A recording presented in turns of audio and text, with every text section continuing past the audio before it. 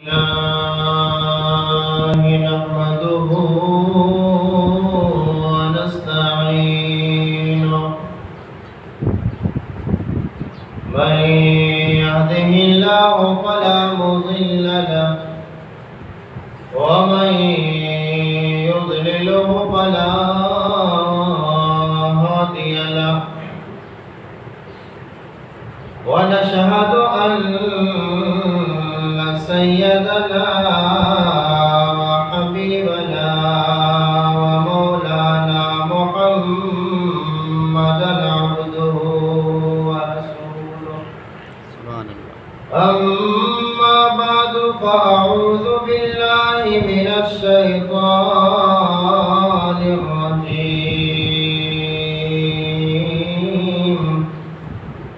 بسم الله الرحمن الرحيم.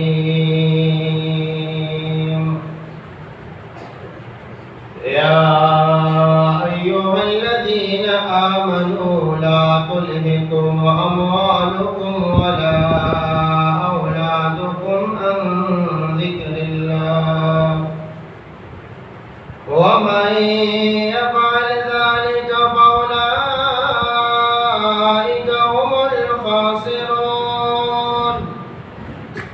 وأنفقوا مما رزقناكم من قبل أن يأتي أحدكم الموت فيقول رب لولا أخرتني إلى أجل قريب فأصدق وأكن من الصالحين.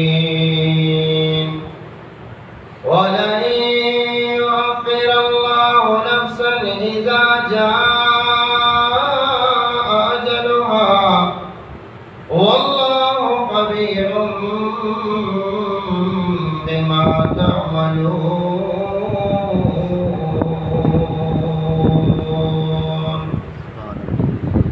اللهم صل على محمد وعلى آل محمد كما صليت على إبراهيم وعلى آل إبراهيم إنك حميد مجيد. اللهم بارك على محمد وعلى آل محمد كما باركت على إبراهيم وعلى آل إبراهيم إنك حميد مجيد.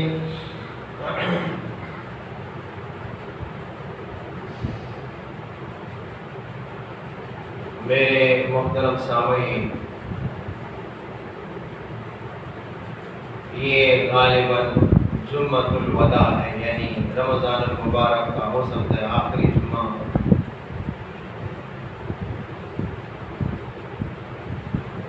آج ہمارا ارادہ تھا کہ مفتی انور شاہ صاحب بیان کے لیے آئے، اس کے آنے کا ارادہ بھی تھا، لیکن اچانک ابھی مجھے اس نے فون کیا، اس کے بچے کو حادثہ پیش آیا. اس کا جو بڑا لڑکا تھا وہ کنویں کے اندر گر گیا، زخمی ہے. اللہ نے اس کی بچت کی ہے، بہرحال زخمی ہے، اس کے لیے خصوصی دعا کریں کہ اللہ اس کو شفا کامل عطا فرمائے. آمین. تو اس وجہ سے اس کا آنا منسوخ ہو گیا. اللہ تبارک و تعالیٰ سے خصوصی دعا کریں. بہت سارے مریضوں کے حوالے سے دعاؤں کی درخواست کی گئی ہے. اللہ تبارک و تعالیٰ سے دعا ہے کہ اللہ سب مریضوں کو شفا کامل عطا فرمائے. آمین. اور جو لوگ دنیا سے چلے گئے ہیں ان کے لیے بھی خصوصی دعا کریں. جو ایمان کی موت مرا ہے، دنیا سے چلا گیا ہے، اللہ تبارک و تعالیٰ سے دعا ہے کہ اللہ ان کی تمام منزلوں کو آسان فرمائے. آمین.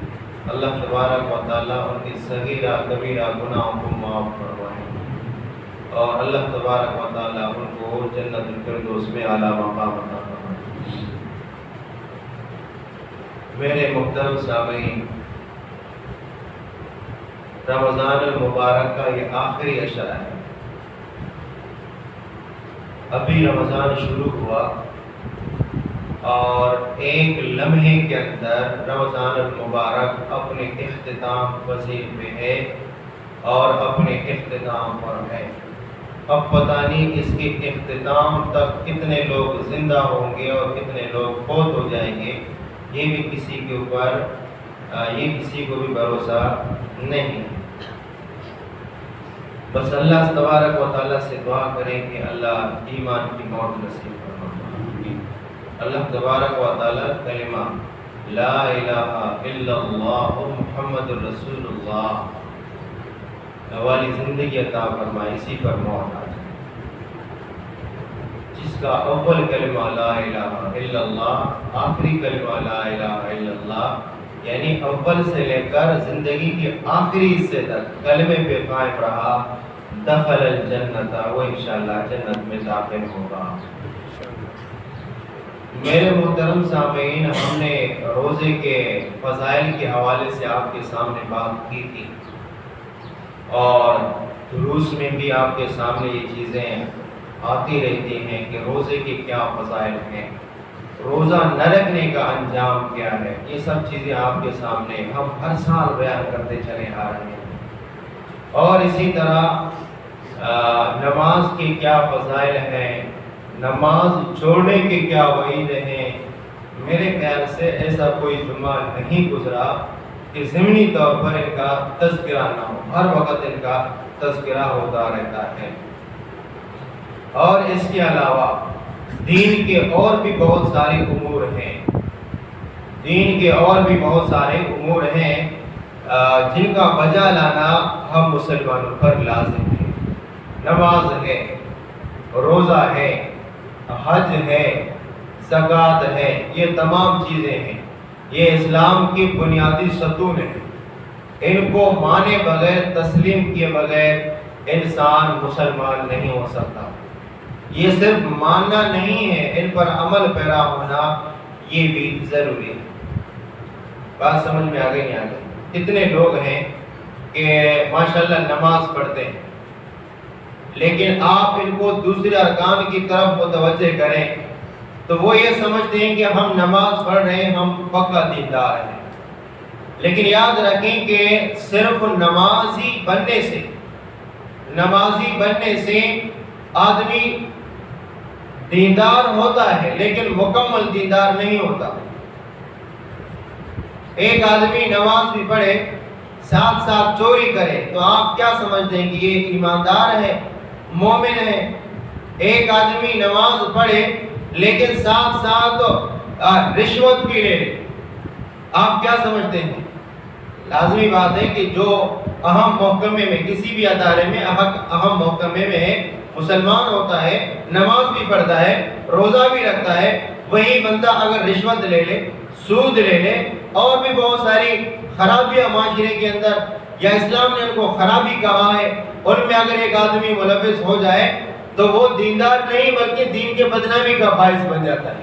اس کو ہم دیندار نہیں کہیں گے بلکہ دیندار دین کے بدنامی کا باعث بنے گا ایسا آدمی. اسی طرح آپ نے دیکھا ہوگا بہت سارے لوگ حج کے لیے چلے جاتے ہیں، وہاں سے جب آ جاتے ہیں تو آپ ان کو حاجی نہ کہیں تو وہ ناراض ہوتے ہیں کہ ہم نے 5 لاکھ کا خرچہ کیا ہے، اس کے باوجود لوگ ہمیں حاجی نہیں کہتے. ہم نے 4-5 لاکھ کا حج کیا ہے، لوگوں کو چاہیے کہ ہمیں حاجی کہیں. تو پھر یہ سارے نمازی بھی تو ناراض ہو جائیں گے. ہم مسجد سے باہر نکلے، آپ کسی کو اگر نام سے پکاریں گے تو اس کو بھی ناراض ہونا چاہیے. کیوں بھئی آپ نے مجھے نمازی کیوں نہیں کہا؟ جیسے حج کرنا، حج کیا ہے؟ اسلام کے اندر ایک رکن فرض ہے، اس کے ادا کرنے والے کو حاجی کہہ سکتے ہیں. تو نماز پڑھنے والے کو بھی تو آج کے بعد نام سے نہ پکارو، وہ نمازی کے نام سے پکارو. اسی طرح جو زکوٰۃ ادا کرتا ہے وہ کہے گا یار میں نے کیا جرم کیا ہے؟ نمازی کو آپ نے نمازی بولا، جس نے 5-6 لاکھ کا خرچہ کیا اس نے آپ کو حاجی بولا. اب میں نے بھی تو زکوٰۃ نکالا ہے نا، 1000 میں سے 25 روپے میں نے نکالا، لاکھ میں سے 2500 میں نے نکالا. تو مطلب یہ ہے کہ مجھے بھی تو زکوٰۃ ہی کہنا چاہیے. ایک حاجی بن گیا، دوسرا نمازی بن گیا، تیسرا زکاتی بن گیا، اور کیا رہ گیا؟ اب 1 مہینے کا روزہ رکھنے والا بھی تو ناراض ہوگا۔ 1 مہینے کا جو روزہ جن لوگوں نے رکھا ہے، اگر عید کے دن آپ اس کو نام سے پکاریں تو اس کو بھی تو ناراض ہونا چاہیے۔ کیوں؟ بھئی میں نے 30 دن کا روزہ رکھا ہے، آج کے بعد مجھے نام سے نہ پکارو، مجھے اور روزے دار۔ کبھی سنا ہے آپ نے؟ اسی طرح دین کے تو ہر رکن ہیں، تو آئندہ کسی کو جو ہے نا وہ تو نام سے نہ پکارو، کسی کو حاجی سے پکارو، کسی کو نمازی سے پکارو، کسی کو زکاتی سے پکارو، کسی کو روزے دار سے پکارو۔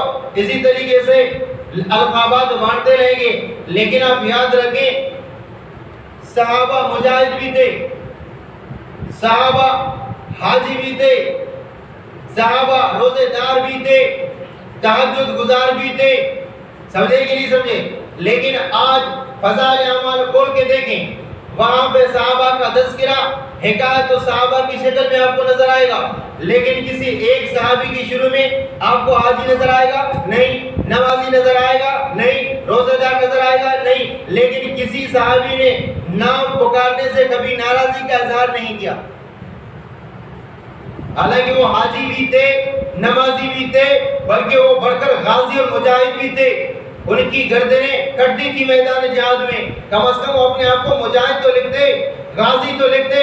نہ ان کے نام کے شروع میں غازی ہے، نہ ان کے نام کے شروع میں مجاہد ہے، بلکہ ان ابو ہریرہ تھا، ابو ہریرہ نے فرمایا، انس نے فرمایا، ابو بکر نے فرمایا، عمر نے فرمایا، عثمان نے فرمایا، بھئی یہ تو بھی حاجی ہے، یہ بھی تو حافظ قرآن ہے، بلکہ یہ اچھا حاجی نمازی زکاتی کو چھوڑ دیں، لیکن آپ یہ نہیں دیکھیں گے ابو ہریرہ کے نام کی شروع میں مولانا لکھا ہوا ہے، مفتی لکھا ہوا ہے، شیخ الحدیث لکھا ہوا ہے۔ حالانکہ آج جو مفتی بنتا ہے وہ ابو ہریرہ کی روایتیں پڑھ کر مفتی بنتا ہے۔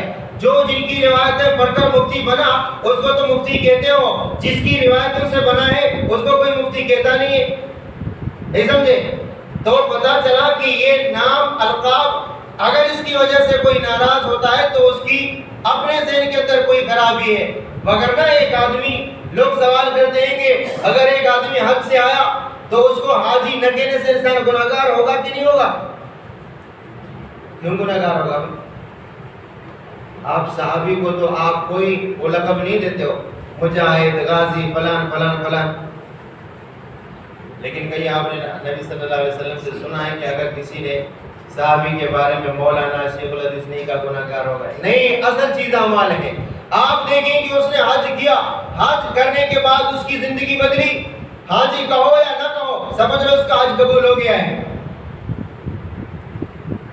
حج کرنے کے بعد آ گیا، زندگی بدل گئی، 5 وقت نماز نہیں چھوڑتا، زکوٰۃ اگر صاحب نصاب ہے زکوٰۃ بھی دیتا ہے، آنکھوں کی حفاظت کرتا ہے، گالی گلوچ بھی نہیں کرتا ہے، کانوں سے غلط نہیں سنتا ہے، غیبت، چغلی، تہمت کا مظاہرہ نہیں کرتا، لوگوں کو برا بھلا نہیں کہتا ہے، تو سمجھ لو اصل حاجی یہ ہے، اصل حاجی یہ ہے۔ حدیث پاک میں آتا ہے کہ جو بندہ کامل طریقے سے حج کرے، وہاں پہ کسی کو گالی گلوچ نہ کرے، کچھ لوگ وہاں جاتے بھی گالی گلوچ کرتے ہیں، اور اسی طرح وہاں جہاں پہ اللہ نے جو پابندیاں لگا دی ہیں وہ پابندی اختیار کرنے کے بعد حج سے واپس آتا ہے، گناہوں سے ایسے پاک ہوتا ہے جیسے آج اس کی والدہ نے اس کو جناح پیدا کیا ہے، ایسے گناہوں سے پاک ہوتا ہے۔ تو بہرحال میں آپ سے یہ عرض کر رہا تھا کہ تمام چیزیں ان کو صحیح طریقے سے عمل کرنے کا نام دین ہے۔ چاہے نماز ہو، آپ نماز پڑھیں، کوئی آپ کو نمازی نہ کہے، لیکن آپ کی نماز اچھی ہے، اللہ کے قبول ہے تو آپ نمازی ہیں۔ اگر آپ نے حج کیا ہے، لوگ آپ کو حاجی نہ کہیں، لوگ آپ کو علی محمد، فتح محمد، نور محمد کے لقب سے پکاریں، لیکن اللہ کے ہاں آپ نے حج اس طریقے سے کیا جو حج کرنے کا مقام تھا، حج کرنے کا حق تھا، لوگ آپ کو حاجی نہ کہیں، لیکن آپ کا حج اللہ کے ہاں قبول ہو گیا تو آپ حاجی ہیں، آپ کے سارے گناہ معاف ہو جائیں گے، گویا آج آپ اپنی والدہ کے بدن سے پیدا ہو گئے۔ بات سمجھے کہ نہیں سمجھے؟ اسی طرح روزہ ہے، اسی طرح زکوٰۃ ہے، اسی طرح دین کی اور معاملات ہیں۔ اب بات یہ ہے کہ ہم روزہ نماز وغیرہ اس پر تو ہم زیادہ سے زیادہ محنت کرتے ہیں، لیکن دین کا ایک اور رکن ایسا ہے جو ہمارے معاشرے میں بہت زیادہ مظلوم ہے، بہت زیادہ مظلوم ہے۔ وہ کیا ہے؟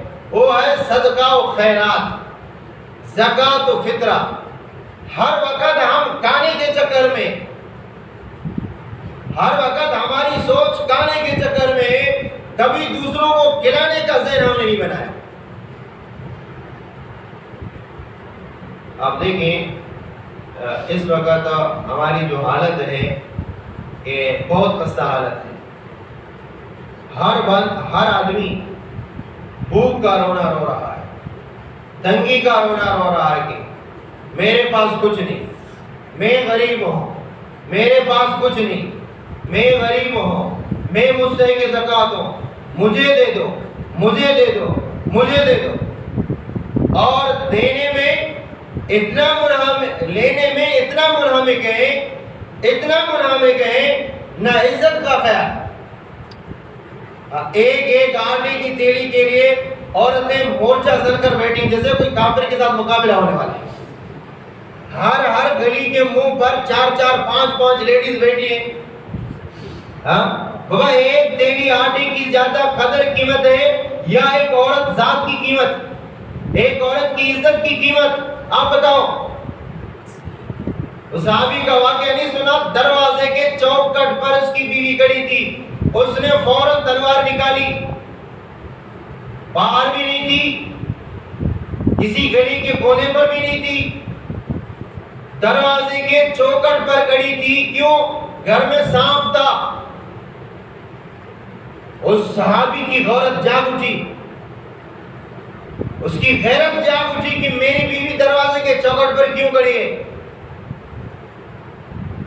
ہمارے معاشرے میں لوگ تو گلیوں میں بیٹھ جاتے ہیں۔ میں نے پردے کے حوالے سے کسی زمانے میں بات کی ہے تو کچھ عورتوں نے کہا کہ ہم اگر باہر نہیں بیٹھیں گے تو راشن والا گھر میں آ کر دے دے گا کیا؟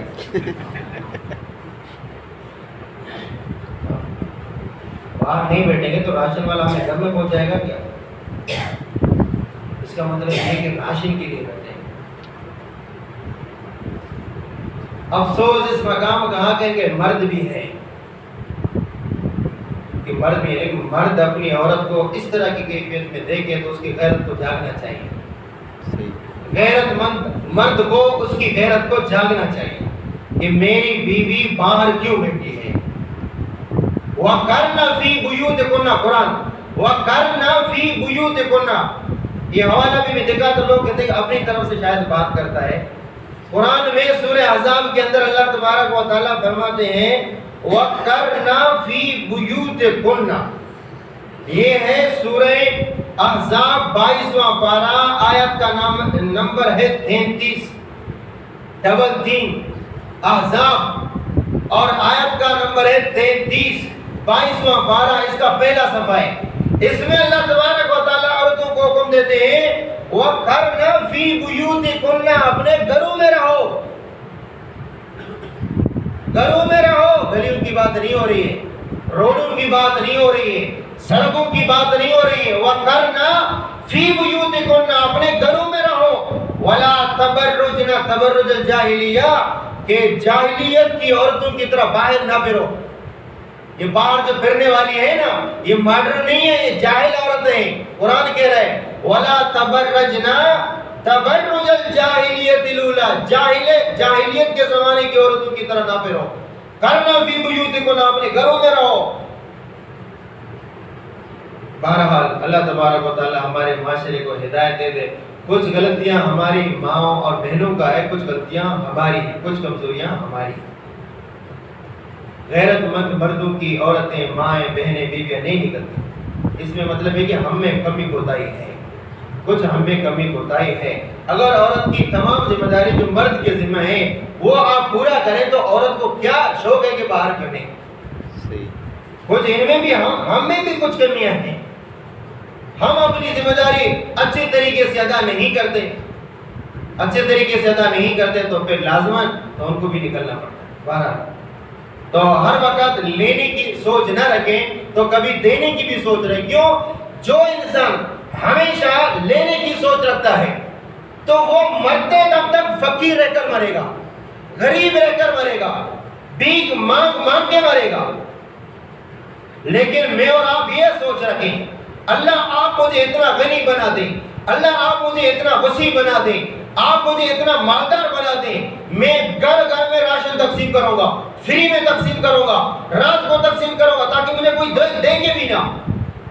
میں اور آپ اپنے دل کے اندر یہ سوچ رکھیں خدا کی قسم چند لمحے نہیں گزریں گی کہ اللہ مجھے اور آپ کو غنی بنا دے گا۔ کیوں؟ جو اللہ تبارک و تعالیٰ پر جس طرح کی سوچ رکھے گا اللہ اس کے ساتھ اسی طرح کا فیصلہ کرے گا۔ یہ بھی حدیث ہے، حدیث پاک میں آتا ہے، حدیث قدسی ہے کہ ابن آدم مجھ پر جس طرح کا گمان رکھے گا میں اس کے ساتھ اسی طرح کا فیصلہ کروں گا۔ اگر انسان کی یہ سوچ ہے اللہ مجھے دے گا میں لوگوں میں تقسیم کروں گا، انسان اللہ پر اس طرح کا گمان رکھے اللہ انسان کو ضرور مالدار بنا دے گا، ضرور اس کو غنی بنائے گا۔ لیکن ہماری سوچ یہ ہے میں یہاں سے بھی مانگوں گا، گاڑی والے سے بھی مانگوں گا، بلڈنگ والے سے بھی مانگوں گا، دکان والے سے بھی مانگوں گا، فلان سے بھی مانگوں گا، مسلمان سے بھی مانگوں گا، کافر سے بھی مانگوں گا۔ کچھ تو دکان والے ہندو بھی ہیں، غیر مسلم بھی ہیں، ہمارے مسلمان مائیں بہنیں ان کے سامنے جا کر دکان میں سر فطرہ مانگتے، خیرات مانگتے۔ اندازہ لگاؤ، سوچ لگاؤ۔ جس آدمی کی یہ سوچو کہ بھیک مجھے ملے، جس کی سوچ بھکاری کی ہو وہ بھکارن ہی رہے گا، بھکاری ہی رہے گا، آخر دم تک بھکاری رہے گا۔ یہ سوچ رکھو کہ مجھے لینا نہیں ہے، اللہ مجھے صلاحیت ایسی دے دو کہ میں لوگوں کو دے دوں، انشاءاللہ آپ غنی ہو جائیں گے، مالدار ہو جائیں گے۔ سوچ تو رکھیں۔ مجھے ابھی دیکھو کوئی گاڑی اگر پتہ نہیں کیا ہو ریتی لے کر آ رہی ہے تو اس کے بھی پیچھے لوگ پڑ جاتے ہیں، کوئی ٹینکر ہے پانی لے کر آ رہا ہے اس کے پیچھے پڑ جاتے ہیں۔ دعا کرو کہ کوئی کسی ٹائر کے نیچے کوئی شہید نہ ہو جائے، کوئی شہید نہ ہو جائے۔ ایک ہوتا ہے کہ اللہ کے راستے میں شہید ہونا، ایک ہوتا ہے کہ گاڑی کے ٹائر کے نیچے آ کر شہید ہونا۔ پتہ نہیں اس میں وہی درجہ ملے گا نہیں ملے گا، یہ فتویٰ لکھ کے بنور ڈال میں بھیج دو، وہاں سے فتویٰ آئے گا اسی پر عمل کرنا ہے۔ بہرحال یہ مرد کے لیے بھی مناسب نہیں ہے، عورت کے لیے بھی مناسب نہیں۔ بات سمجھے کہ نہیں سمجھے؟ دینے کے چکر میں ہم پڑ جائیں، دینے کے۔ آپ کہتے ہیں ہمارے پاس ہے اتنا مال کہاں ہے، کہاں سے آئے گا آپ کے ہم دے دیں؟ نیت کرو انشاءاللہ تبارک و تعالیٰ۔ آپ نے واقعہ سنا ہے کہ ایک بندہ جا رہا تھا، اس نے ایک تبلیغ والے ساتھی بھی بیان کرتے ہیں، اس نے صرف ریتی کا ایک بھٹا دیکھا، ریتی کا ایک ٹھیلا دیکھا، اس کے دل میں نیت آئی کاش یہ گندم ہوتا میں غریب عوام میں تقسیم کر دیتا۔ اس وقت کے نبی کو وحی آئی یا اس کے دل کے اندر اللہ نے الہام کیا؟ غیر نبی کو، بزرگوں کو الہام ہوتا ہے، نبی کو وحی ہوتی ہے۔ جیسے مریم علیہ السلام نبی نہیں تھی لیکن اس کو ولی آتی، اس کو الہام ہوا، تو اس کو الہام ہوا کہ آپ نے جو نیت کی ہے کہ یہ ریتی کا ٹیلا ہے، ریتی کا پہاڑ ہے، یہ گندم ہوتا تو میں اس کو اللہ کے نام پر غریبوں میں تقسیم کر دیتا۔ آپ کے اعمال نامے میں گندم کے ثواب کا صدقہ لکھ دیا ہے اللہ تبارک و تعالیٰ نے، صرف زبان سے نیت کی۔ میں اور آپ نیت کریں، ارادہ کریں، انشاءاللہ تبارک و تعالیٰ اللہ ہمیں مالدار بنائے گا، غنی بنائے گا انشاءاللہ۔ غنی کا کیا مطلب ہے؟ حدیث پاک میں آتا ہے کہ کسی کے پاس مال ہو یہ غنی نہیں ہے، کسی کے پاس مال ہو یہ غنی نہیں ہے۔ غنی اس کو کہتے ہیں کہ جس کا دل غنی ہو۔ لیس الغنى عن کثرت المال ولكن الغنى غنى النفس۔ غنی اس کو کہتے ہیں کہ جس کا دل غنی ہو، جس کا کیا ہو؟ دل غنی ہو۔ کیا مطلب؟ جس کے گھر میں ہو یا نہ ہو پھر بھی دوسروں کے سامنے بیکاری بن کر نہیں پیش ہوتا، جس کے گھر کے اندر ہو یا نہ ہو تب بھی وہ بیکاری۔ حدیث پاک میں آتا ہے جو دنیا میں بھیک مانگتا ہے، جو دنیا میں بھیک مانگتا ہے، قیامت کے دن یہ جب اٹھے گا قبر سے اٹھے گا، حشر کے میدان میں آئے گا تو اس کا چہرہ زخمی ہوگا. اس کا چہرہ کیا ہوگا؟ زخمی ہوگا. اب اللہ کے نبی نے فرمایا اب آپ کی مرضی ہے، اپنا زخم کم کرو یا زیادہ کرو. اب آپ کی مرضی ہے، یا زخم کم کرو یا زیادہ کرو. جب قبر سے اٹھیں گے تو ہم اپنے معاشرے کے دیکھیں گے سارے زخمی ہوں گے. جیسے کسی نے چہرے کے اوپر کانٹا لگایا، یہ سارے زخمی ہوں گے. پتہ چلے گا فلان گوٹ کی عورتیں، فلان گوٹ کے مرد ہیں، زخمی ہوں گے. پتہ چلے گا نا، زخمی ہوں گے تو پتہ چلے گا. تو بہرحال سوچ یہ رکھو کہ مجھے دینا ہے، میں اللہ کی رضا کی خاطر لوگوں کو دیتا ہوں. آج سے نیت کریں، اگر آپ اگلے سال مالدار نہ بنے، آپ آ جاؤ، اس کی قیمت دینے کے لیے میں آپ کو تیار انشاءاللہ. صرف عہد کریں، ارادہ کریں. دیکھو ایک آیت میں آپ کو سناتا ہوں. کبھی کبھار مال کے اندر تنگی ہوتی ہے، اس کی وجہ کبھی آپ نے سوچا ہے؟ لوگ ہمارے پاس آتے ہیں، فلان آدمی اسی جگہ پہ، روز پہ کہتا ہوں میں، اکثر میں کہتا ہوں، فلان آدمی اسی جگہ پہ جالا لگاتا ہے، اسی ایریا میں جالا لگاتا ہے، اس کو مچھلی ملتی ہے، مجھے نہیں ملتی. تو ایسا نہیں کسی نے جادو کیا ہے، کسی نے میرا کاروبار بند کیا ہے، کسی نے کالا علم کیا ہے. تو کیا ہوا؟ اب ایک تو آپ کو یہ جو ملے ہیں، کاروباری ملے ہیں، تعویذ والے ملے ہیں، وہ آپ کو بتاتے ہیں ہاں آپ کو کسی نے جادو کیا ہے، آپ کا کاروبار کسی نے بند کر دیا ہے. اب ہم قرآن سے معلوم کر لیتے ہیں کہ کبھی کبھار اس طرح ہوتا ہے تو کیوں ہوتا ہے. بات سمجھے کہ نہیں سمجھے؟ اب ایک بات مولوی کی بات ہے، ایک ملے کی بات ہے، ایک تعویذ والے کی بات ہے. وہ اپنے تعویذ کے چکر میں آپ کو ڈرائے گا اور یہ کہے گا کسی نے بندش کی ہے، کسی نے جادو کیا ہے، کسی نے آپ کے جالے میں کانٹا پھینکا ہے، فلاں نے کیا ہے. اب ہم قرآن سے پوچھنے کی وجہ کیا ہے؟ کاروبار ٹھپ کیوں ہو جاتا ہے، تباہ برباد کیوں ہو جاتا ہے؟ اس کی وجہ بتائیں. میں ایسی صورت کا تلاوت کرتا ہوں انشاءاللہ کہ آپ نے اس صورت مجھ سے کئی مرتبہ نماز میں بھی آپ نے سنی. اللہ تبارک و تعالی ارشاد فرماتے ہیں فَأَمَّا الْإِنسَانُ إِذَا مَا ابْتَلَاهُ، جب انسان کو اس کا رب آزما لیتا ہے، انسان کو اس کا رب امتحان لیتا ہے، فَأَكْرَمَهُ وَنَعَمَهُ، اس کا اکرام کرتا ہے، اس کو نعمتیں دیتا ہے، مال و اسباب دیتا ہے، اس کے کاروبار کو چمکا دیتا ہے. فَيَقُولُ رَبِّي أَكْرَمَنِ، وہ انسان یہ کہے گا فَيَقُولُ رَبِّي أَكْرَمَنِ. آج کل کی زبان میں ترجمہ کیا کرو؟ اللہ کا شکر ہے کتنا مال مجھے دیا ہے. یہاں پہ کہ اللہ نے میرا اکرام کیا ہے، اللہ نے میرا اکرام کیا ہے، اللہ نے مجھے مال و دولت سے نوازا ہے. ایک قسم کے لوگ ہی ہیں دنیا میں، آپ نے دیکھا ہوگا.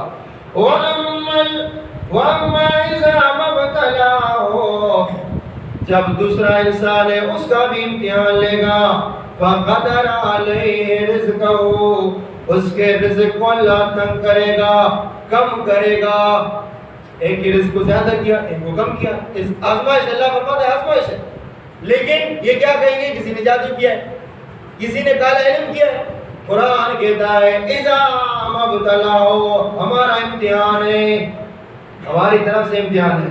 جب اللہ کسی کی روزی تنگ کر دیتا ہے، فقدر علیہ رزقہ فیقول ربی اہانن، وہ انسان کہے گا اللہ نے میری بے عزتی کی، ذلیل ہے، خوار ہے، کچھ نہیں کہنے کی. کہیں گے نہیں کہیں گے؟ گھر میں کچھ بھی نہیں ہے، ذلیل کیا ہے اللہ نے ہمیں، خوار کیا ہے اللہ نے ہمیں. اللہ فرماتے ہو جا کے سن لو، کلا بات ایسی نہیں ہے، اس کی بات درست نہیں ہے. اللہ نے تجھے ذلیل نہیں کیا ہے، ذلیل تم نے اپنے آپ کو خود کیا ہے. کیسے؟ وہ سنو، لا تکرموا، کلا بل لا تکرمون الیتیم، کبھی تجھے یتیم کا خیال نہیں آیا. سمجھے نہیں سمجھے؟ تم کہتے کسی نے جادو کیا ہے، نہیں، تمہارے پاس مال اسباب سب کچھ تھا، تم نے یتیم و مسکین کا وَلَا تَحَاضُونَ عَلَىٰ طَعَامِ الْمِسْكِينِ، کبھی مسکین کو کھانے کے بارے میں پوچھا بھی نہیں کہ تمہارے گھر میں کچھ ہے کہ نہیں. تمہارے پڑوس میں غریب رہتا ہے، مسکین رہتا ہے، تم روز اپنے بچوں کے لیے کڑھائی لے کر آ رہے ہو، فلاں چیزیں لے کر آ رہے ہو. لیکن کبھی پوچھ لیتے آپ کے پڑوسی میں غریب مسکین رہتا ہے، غریب مسکین رہتا ہے، کبھی تو نے اس کا خیال نہیں کیا۔ وَتَأْكُلُونَ التُّرَاثَ أَكْلًا لَمًّا، میراث تیرے پاس آتا تھا، مال تیرے پاس آتا تھا، سب کچھ ہڑپ کرتا تھا۔ وَتُحِبُّونَ الْمَالَ حُبًّا جَمًّا، مال سے بہت زیادہ تمہیں محبت تھی، مسلمان سے محبت نہیں، پڑوسی سے محبت نہیں، ماں باپ اور بہنوں سے محبت نہیں ہے۔ کچھ لوگ تو بہنوں کا بھی رشتہ کھا جاتے ہیں، ماں باپ کا بھی رشتہ کھا جاتے ہیں۔ تو یہ فرمایا اس وجہ سے اللہ نے تمہارے کاروبار کو تباہ و برباد کر دیا۔ یہ قرآن ہے۔ اب کہتے ہیں کہ ضروری نہیں ہے کہ ہم کروڑ پتی بن جائیں تب لوگوں کو دے دیں۔ آپ خود کھا رہے ہو، آپ کا پڑوسی نہیں کھا رہا ہے، اس پر بھی آپ سے سوال ہوگا۔ بات سمجھے کہ نہیں سمجھے؟ تو لہذا اس چیز کا خصوصی خیال رکھا جائے۔ اب میں نے آپ کے سامنے جو شروع میں آیت تلاوت کی، اس میں اللہ تبارک و تعالیٰ ارشاد فرماتے ہیں یا ایھا الذین آمنوا لا تلھکم اموالکم ولا اولادکم عن ذکر اللہ، اے ایمان والو تمہارا مال اور تمہاری اولاد تمہیں اللہ کے ذکر سے غافل نہ کرے۔ وَمَن يَفْعَلْ ذَلِكَ فَأُولَٰئِكَ هُمُ الْخَاسِرُونَ وَأَنفِقُوا مِمَّا رَزَقْنَاكُم مِّن قَبْلِ أَن يَأْتِيَ أَحَدَكُمُ الْمَوْتُ، جو ہم نے تمہیں رزق دیا ہے۔ لوگ کہتے ہیں میری کمائی ہے، لوگ کیا کہتے ہیں میری محنت، میری کمائی۔ اللہ فرماتے نہیں، وَأَنفِقُوا خرچ کرو، مِمَّا رَزَقْنَاكُم جو ہم نے تمہیں دیا ہے۔ اپنی کمائی نہیں ہے، نہیں وغیرہ بہت سارے لوگ ہمارے پاس آتے ہیں، کہتے ہیں کہ استاد ایسی کوئی دوائی دے دو، ٹانگ میں تکلیف ہے، 1 مہینہ ہو گیا سمندر میں شکار کے لیے نہیں جا، ٹانگ کی تکلیف۔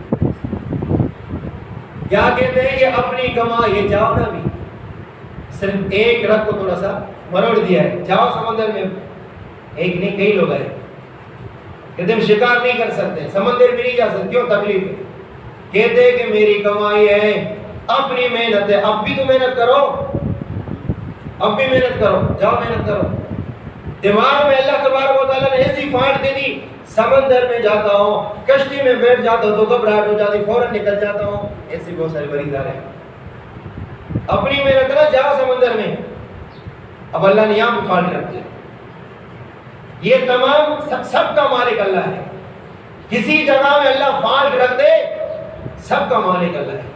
وَأَنفِقُوا مِمَّا رَزَقْنَاكُمْ، خرچ کرو جو ہم نے تمہیں دیا ہے۔ انفقوا مما رزقناکم، وہ آپ کو یاد ہے نا، گنجے کا واقعہ یاد ہے، برس والے کا واقعہ یاد ہے بنی اسرائیل میں؟ گنجا تھا، ایک برس والا تھا، اور تیسرا کون تھا؟ نابینا تھا۔ فرشتہ اللہ تبارک و تعالیٰ کے حکم سے ان کے امتحان کے لیے آیا۔ گنجے سے فرشتے نے کہا کیا چاہے؟ کہا کہ میں گنجا ہوں، لوگوں کے سامنے چل پھر نہیں سکتا، تو لہٰذا ایسا کرو کہ میرے بال آ جائے۔ ہاتھ میرا بال آ گیا، گنجا صحیح ہو گیا، یہ گنجا کیا ہو گیا؟ صحیح ہو گیا۔ دوسرے کے پاس آیا، اندھا ہے، نابین ہے، تمہیں کیا چاہیے؟ کہا دنیا کی رونقوں سے میں بے لذت ہوں، دنیا میں کیا کیا نعمتیں ہیں، میں تو اپنی بیوی کو بھی نہیں دیکھ سکتا کہ کون سی، تو کیا چاہیے؟ آنکھیں چاہیے مجھے۔ فرشتے نے اللہ کے حکم سے ہاتھ پھیر دیا، اس کی آنکھیں صحیح ہو گئی۔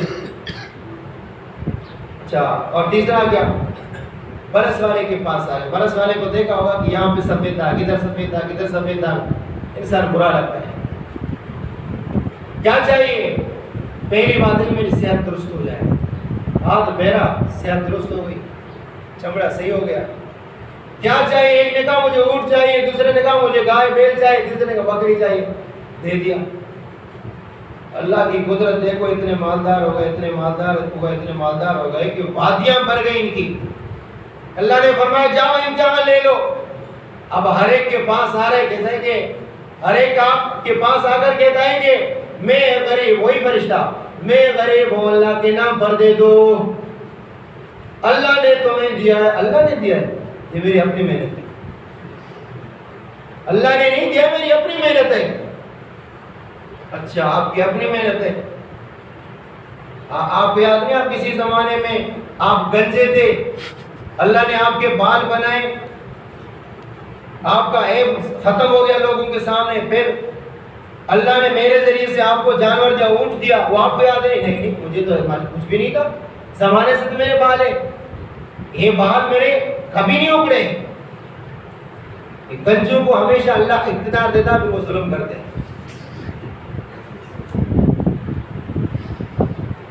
پھر اللہ تبارک و تعالیٰ کی پکڑ آتی ہے تو وہ بھی آپ کے سامنے نہیں یہ تو میری اپنی محنت، باپ دادا سے ہم مال کماتے آ رہے ہیں، میرا باپ مالدار تھا، میرا دادا مالدار تھا، پردادا، سکڑ دادا، لکڑ دادا سارے ہم مالدار تھے، یہ کہاں سے میں گنجا آ گیا؟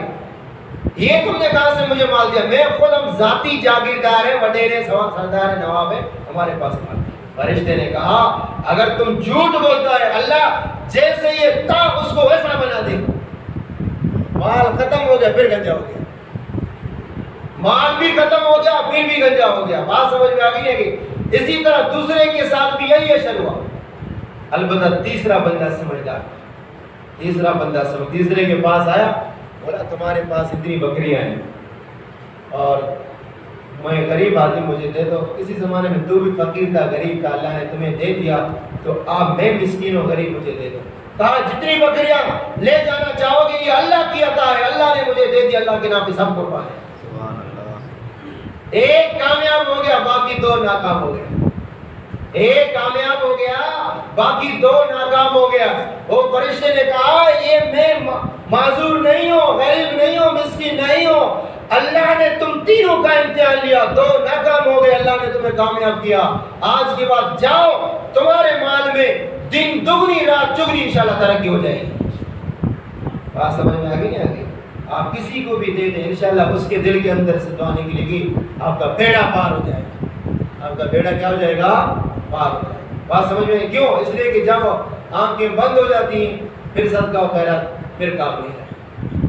یہی انسان کہے گا وَأَنفِقُوا، اللہ فرماتے ہیں وَأَنفِقُوا، خرچ کرو جو ہم نے تمہیں عطا کیا ہے۔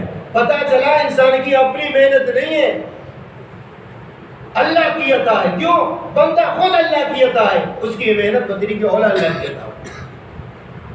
من قبل ان یأتی احدکم الموت، خرچ کرو موت سے پہلے خرچ کرو، موت آنے سے پہلے خرچ کرو۔ پھر جب موت آئے گی انسان کیا کہے گا؟ رب لولا اخرتنی الی اجل قریب، اللہ مجھے تھوڑی سی مہلت دے دے، مجھے تھوڑی سی مہلت دے دے، میرے پاس اتنا بینک میں پیسے ہیں، گھر میں پیسے ہیں، فلاں جگہ پیسے، کیا کرو گے؟ فاصدق، میں صدقہ کروں گا۔ اب موت کے وقت اللہ تبارک و تعالیٰ مجھے مہلت دے تو میرے پاس پیسے ہیں۔ ابھی تو کہہ رہا تھا میرے پاس پیسے نہیں، جو بھی تیرے پاس ادھار لینے کے لیے آئے، تمہارے پاس کوئی ضرورت مند آیا، مسکین آیا، فقیر آیا، میرے پاس کچھ نہیں، میرے پاس کچھ نہیں ہے۔ اب تو کہہ رہے کہ اللہ مجھے مہلت دے دو، فاصدق، میں صدقہ کروں گا، وَأَكُن مِّنَ الصَّالِحِينَ، تاکہ نیک بندہ بن جاؤں۔ اب نیک بند، اللہ فرماتے ہیں وَلَن يُؤَخِّرَ اللَّهُ نَفْسًا، اللہ کسی نفس کو مہلت نہیں دیتا، اذا جاء اجلها، جب اس کی مدت پوری ہو جائے، جب اس کی مدت پوری ہو جائے تو اللہ پھر کسی کو مہلت نہیں دیتے۔ واللہ خبیر بما تعملون، اللہ جانتا ہے کہ تمہارے اعمال کیا ہیں۔ اللہ تمہیں تمہاری موت بھی ہٹا دے، تمہاری موت بھی ہٹا دے تو تم دنیا میں صحیح سالم آ جاؤ، پھر بھی صدقہ نہیں کرو۔ ایک آدمی کو اللہ موت سے بچائے، زندگی میں دوبارہ آ جائے، یقین جانے وہ موت کو بھول جائے گا، پھر وہی شرارت شروع کرے گا، صدقہ و خیرات نہیں کرے گا۔ ایسا ہوا بھی ہے، سب کے ساتھ ہوا ہے۔ کبھی آپ حادثے کا شکار نہیں ہوئے، آپ موٹر سائیکل سے نہیں گرے، آپ کبھی گاڑی سے نہیں گرے، آپ کشتی سے کبھی نہیں گرے، آپ کے ساتھ بہت سارے حادثات، آپ زمین کے اندر زلزلہ ہوا، آپ بچے نہیں، بچ گئے۔ حادثات میں بھی آپ موٹر سائیکل سے گر گئے، آپ بچ گئے۔ تو موت کے منہ سے میں اور آپ سب بھی بچ گئے۔ میں تین چار مرتبہ میں موٹر سائیکل سے گرا ہوں، تو وہ بھی تو موت کے منہ سے تو میں بھی بچا ہوں 3-4 مرتبہ۔ اب تو مجھے سدھرنا چاہیے تھا، مجھے مسجد سے باہر نکلنا نہیں چاہیے تھا، مجھے مال و دولت کی محبت میرے دل سے نکلنی چاہیے تھی۔ اللہ فرماتے ہیں یہ اب بھی اگر ہم تمہیں موت نہ دیں، موت کی کیفیت ہے، موت ہم تم سے چھٹکارا حاصل کرا دیں، تم دنیا میں جاؤ گے وہی کچھ کرو گے جو میں نے کیا کرتے تھے۔ انسان کی خرمستیاں موت ختم کر دے گی، بس انسان کے پیٹ کی بھوک قبر کی مٹی ختم کر دے گی۔ جب تک قبر میں نہیں چلا تب تک اس کا ہوس، اس کی جو لالچ ہے، اس کی حرص ہے، دنیا کے اندر باقی رہے۔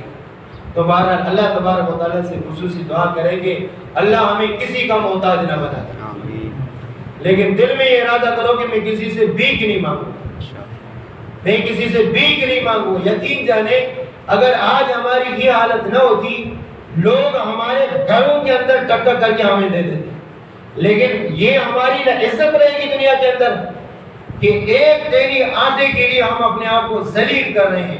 عورت صاحب کا بھی خیال نہیں، ماؤں کا بھی خیال نہیں، بچے کا بھی خیال نہیں، تو پھر اگر 500 روپے مل جائے خوشی سے، مجھے 500 روپے مل گیا، بھلا کو نہیں ملا مجھے، کس طریقے سے ملا وہ بھی ذرا دیکھ، کس طریقے سے تمہیں جو ملا ہے نا ذرا وہ بھی دیکھ لو، کس بے عزتی سے ملا ہے وہ بھی تو دیکھ لو۔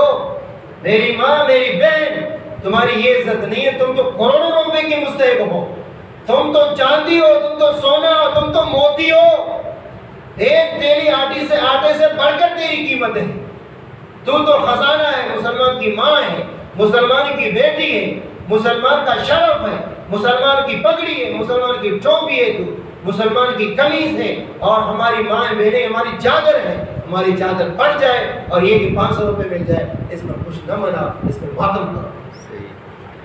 بات سمجھ میں آگے نہیں آگے؟ اللہ تبارک و تعالیٰ سے خصوصی دعا کریں کہ رمضان المبارک کی جتنے دن رہ گئے ہیں اللہ تبارک و تعالیٰ ایمان و سلامتی کے ساتھ روزہ رکھنے کی توفیق عطا فرمائے۔ آمین۔ صدقۃ الفطر کے حوالے سے ایک بات یاد کریں، جو لوگ صاحب نصاب ہیں، یعنی جن کے پاس 52.5 تولہ چاندی کی قیمت ہے، جن کے پاس 52.5 تولہ چاندی کی قیمت ہے، اس سال اس کی قیمت 80,000 ہے، 52.5 تولہ چاندی کی قیمت 80,000 ہے، جس کے پاس 80,000 کی مالیت ہے اس پر صدقۃ الفطر اپنا، اپنے چھوٹے بچوں، نابالغ بچوں کا صدقۃ الفطر لازم ہے۔ غلے کے حساب سے دے گا 2 کلو احتیاطاً غلے کی قیمت دے دے، اس سال اس کی قیمت 140 روپے، اور باقی اگر جو کے حساب سے دینا چاہتا ہے، کشمش کے حساب سے دینا چاہتا ہے، کھجور کے حساب سے دینا چاہتا ہے، جو کشمش کھجور 3.5 کلو کی قیمت معلوم کر لیں، علاقے کے اندر جو 3.5 کلو کی کیا قیمت ہے، ایک آدمی کا صدقۃ الفطر جو کے حساب سے دے گا 3.5 کلو جو کے حساب سے دے گا، اور اگر کھجور کے حساب سے دے گا تو 3.5 کلو کھجور کا ریٹ معلوم کر کے دے دے، اور اگر کشمش کے حساب سے دے گا تو 3.5 کلو کشمش کے حساب سے دے دے۔ جو عام طبقے کے لوگ ہیں، نارمل طبقے کے لوگ ہیں، وہ اگر غلے کے حساب سے دیں گے، جو کے حساب سے دیں گے تو ٹھیک ہے، لیکن ایک آدمی کو اللہ نے بہت زیادہ دے دیا ہے، وہ کوشش کرے کہ کشمش کے حساب سے لوگوں کو دے، ٹھیک ہے نا؟ ایک آدمی کا صدقۃ الفطر تو کشمش کے حساب سے دیں گے تو میرے خیال سے 1000 روپے بچ جائیں گے۔ تو فقیر کا، غریب آدمی کا فائدہ جس چیز میں ہے، مالدار کو چاہیے کہ وہی چیز ادا کرے۔ بات سمجھے کہ نہیں سمجھے؟ اپنی آسانی نہ سوچے، مالدار آدمی دیکھ لے کہ سامنے والے کو غلے میں زیادہ فائدہ ہے، جو میں زیادہ فائدہ ہے، کھجور میں زیادہ فائدہ ہے، کشمش کے اعتبار سے زیادہ فائدہ ہے۔ مالدار آدمی اپنا فائدہ نہ دیکھ لے، سامنے والے غریب کا فائدہ دیکھ لے کہ میں کس اعتبار سے صدقۃ الفطر ادا کروں، سامنے والے غریب کو زیادہ فائدہ ہوگا۔ لازم بات ہے، اگر ایک آدمی کروڑ پتی ہے، وہ اگر غلے کے اعتبار سے ادا کرے گا تو 150 روپے دے گا، کشمش کے اعتبار سے ادا کرے گا ہو سکتا ہے وہ 3000 سے اوپر بھی بن جائے گے۔ ایک آدمی کا صدقۃ الفطر 3000 سے اوپر ہو جائے تو میرے خیال سے غریب آدمی کو زیادہ فائدہ پہنچے گا، غریب آدمی کو زیادہ۔ تو اس کا خصوصی طور پر اہتمام کریں۔ حدیث پاک میں آتا ہے کہ رمضان کے روزوں میں کسی کی کمی کوتاہی ہو، زبان کی وجہ سے گالی گلوچ، غیبت، تہمت، بہتان وغیرہ، یا اسی طرح بد نظری کی، کان سے غلط سنا ہے، کسی کو مار کان وغیرہ کیے، روزوں میں کمی آ جائے، لیکن جس دن صدقۃ الفطر ادا کرو گے انشاءاللہ روزوں کی کمی کوتاہی کو اللہ تبارک و تعالیٰ پورا کر دیں گے، روزوں کی کمی کوتاہی کو پورا کر دیں گے۔ تو کوشش کریں کہ جس کو اللہ نے صاحب نصاب بنایا ہے وہ صدقۃ الفطر اپنا بھی دے دیں، اپنے نابالغ بچوں کا دے دیں۔ بیوی کا، بالغ بچوں کا شوہر اور باپ کے اوپر لازم نہیں ہے۔ اگر بطور احسان دے دیں گے تو ٹھیک ہے، اگر بطور احسان شوہر دے دے یا باپ بالغ بچوں کا دے دے تو ٹھیک ہے، دے سکتا ہے، لیکن باپ پر لازم نہیں۔ مالدار آدمی جو باپ بنا ہوا ہے اس پر اپنا لازم ہے اور نابالغ بچوں کا لازم ہے۔ بات سمجھ میں آ گئی نہیں؟ تو اللہ تبارک و تعالیٰ سے